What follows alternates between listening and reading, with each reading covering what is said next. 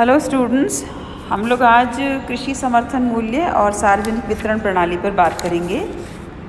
देखिए, कृषि समर्थन मूल्य का क्या अर्थ है और वो क्यों है ना। सबसे पहले हम उस पर बात करें तो कृषि जो है उसमें उत्पादन अच्छा होता है तो अच्छा माना जाता है ना।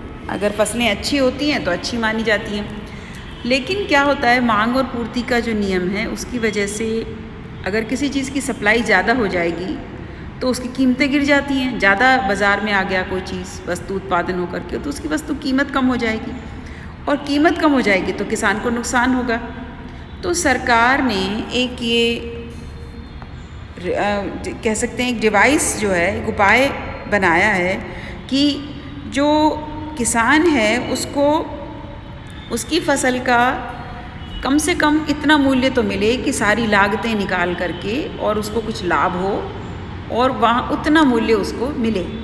और इसके लिए सरकार क्या करती है, एक समर्थन मूल्य या न्यूनतम मूल्य समर्थन मूल्य निर्धारित करती है और उसे घोषित करती है। घोषित करने का क्या अर्थ हुआ, इसका मतलब है किसान को सहायता करने के लिए कि अगर बाज़ार, मान लीजिए गेहूँ है और गेहूँ अगर 100 रुपया किलो बिकना ज़रूरी है, उसमें 80 रुपया तो लागत है, 20 रुपया किसान का लाभ है, तो कम से कम 100 रुपया तो गेहूँ बिके, अन्यथा किसान को दिक्कत हो जाएगी, उसकी लागत भी नहीं निकलेगी। और बाज़ार में हो गया गेहूँ 70 रुपया किलो, सस्ता हो गया क्योंकि गेहूँ बाज़ार में, मंडी में बहुत आ गया। तो अगर बाज़ार में 70 है तो सरकार 100 में खरीदेगी और किसान को कोई आवश्यकता नहीं है कि वो मंडी में बेचे। वो 100 रुपया में सरकार को बेच सकता है और अपना लाभ ले सकता है। ये सब सरकार ने ग्रामीण क्षेत्र और कृषि क्षेत्र को बचाने के लिए, क्योंकि भारत देखिए 70% के करीब भारत खेत में, कृषि पर या गांव में रहता है और 54 से 56% के करीब की वर्क फोर्स जो है वो कृषि में लगी हुई है। तो इतना सारा तबका, इतना बड़ा जो नंबर ऑफ पीपल है वो अगर कृषि में इन्वॉल्व है तो उनको इग्नोर नहीं किया जा सकता।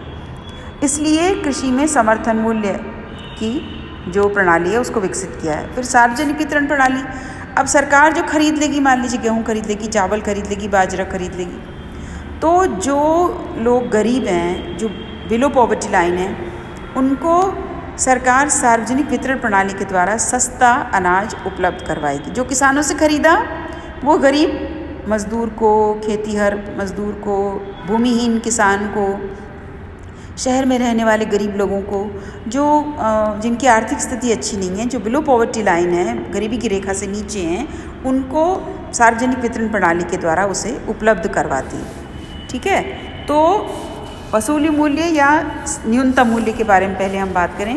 न्यूनतम मूल्य वे मूल्य होते हैं जिन पर सरकार कृषकों से अपना माल खरीदती है।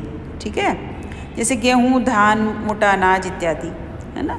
ये क्या करते हैं, ये कृषि की उपज, उसकी उपज का प्रेरणा या लाभप्रद मूल्य मिल जाए और अनुचित किसी भी दबाव में आकर वो कम दाम पर बेचने के लिए उसको फोर्स न किया जा सके, इसलिए इसको हम सरकार न्यूनतम समर्थन मूल्य हर साल उस साल की महंगाई के हिसाब से तैयार करके उसको घोषित करती है। पंजाब और हरियाणा में प्राय गेहूँ के वसूली मूल्य को बढ़ाने की मांग होती है और उत्तर प्रदेश में सरकार में गन्ने के भाव बढ़ाने को कहा जाता है। जो जहाँ पैदा होता है उसके हिसाब से ये कहा जाता है। तो 2009-2010 से गन्ने के उचित मूल्य, लाभदायक मूल्य जो है वो दिलाए जाते हैं और इसके पूर्व वैधानिक न्यूनतम मूल्य दिलाए जाते थे। FRP की राशि या जिसे हम कहते हैं कि फेयर जो प्राइसेस हैं, है ना, और जो दूसरी जो प्राइसेस हैं, वैधानिक स्टैट्यूटरी मिनिमम प्राइसेस हैं, SMP, उन सबको दिलवाने की सरकार की पूरी पॉलिसी बनी हुई है ना, उसके तहत वो दिलवाए जाते हैं। अब कृषि के जो मूल्य हैं उनको निर्धारित करने वाले तत्व कौन से हैं, है ना, कैसे हम कृषि के मूल्यों को निर्धारित करते हैं। तो इसमें यह है कि उसकी जितनी भी लागतें हैं, मतलब उसकी जो किसी भी फसल का पैदावार का संबंध केवल उसकी कीमत से नहीं जोड़ा जाता। कीमत के बढ़ने पर किसी फसल की पैदावार बढ़ सकती है, नहीं भी बढ़ सकती है ना। अतः ये तय किया जाता है कृषिगत मूल्य जो है उसके अंतर्गत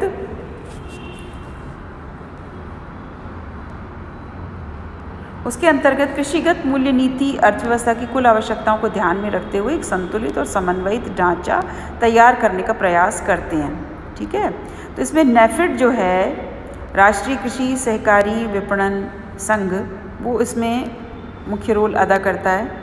और सरकार वसूली मूल्यों की गारंटी न दे तो अधिक उत्पादन की स्थिति में कृषि को उसको कम, अगर सरकार मिनिमम सपोर्ट प्राइस नहीं देगी तो क्या होगा कि किसान को कम कीमतों पर बेचने के लिए बाध्य हो सकता है, जो उसके लिए बहुत ही अलाभकारी हो सकता है। तो न्यूनतम समर्थन मूल्य जो है वो बेसिकली वसूली मूल्य, और या एक ही बात है, हम उसको न्यूनतम समर्थन मूल्य भी कह सकते हैं, वसूली मूल्य भी कह सकते हैं। तो इस प्रकार न्यूनतम समर्थन मूल्य घोषित हो जाने पर भी कृषक अपनी मतलब बाज़ार में अगर 100 रुपया, जैसे मैंने आपको एग्जांपल दिया कि 70 रुपया अगर गेहूं का भाव है, 80 है, 90 है, तो 100 में वो सरकार को बेच सकता है। लेकिन यदि बाज़ार में 110 है, 120 है, तो वो बाज़ार में बेचने के लिए स्वतंत्र है।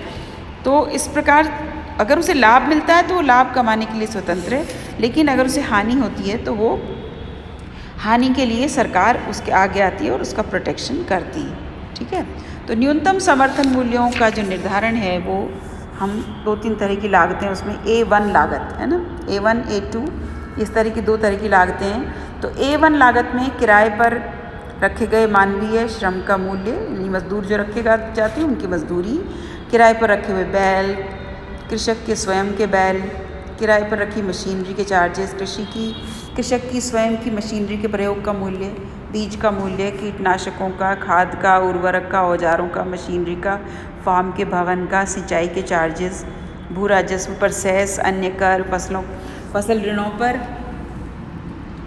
चुकाया गया ब्याज, कार्यशील ब्याज, पूंजी का ब्याज और विविध खर्चे, है ना, ये तो A1। फिर A2 लागत, इसमें हम A1 लागत को तो जोड़ ही लेते हैं, और अगर किराए पर भूमि ली जाती है तो उसकी लागत को जोड़ते हैं। तो फिर लागत B में क्या है, हमने A2 में A1 जुड़ा हुआ है, तो A2 प्लस स्वयं की भूमि का अनुमानित किराया प्लस कृषक की स्वयं की स्थिर पूंजी पर अनुमानित ब्याज। यानी कि अगर मान लीजिए खुद किसान की ज़मीन है और खुद ही बो रहा है, तो अगर वो उसे न बो करके किराए पर देता तो कितना देता, वो उसकी लागत हो गई।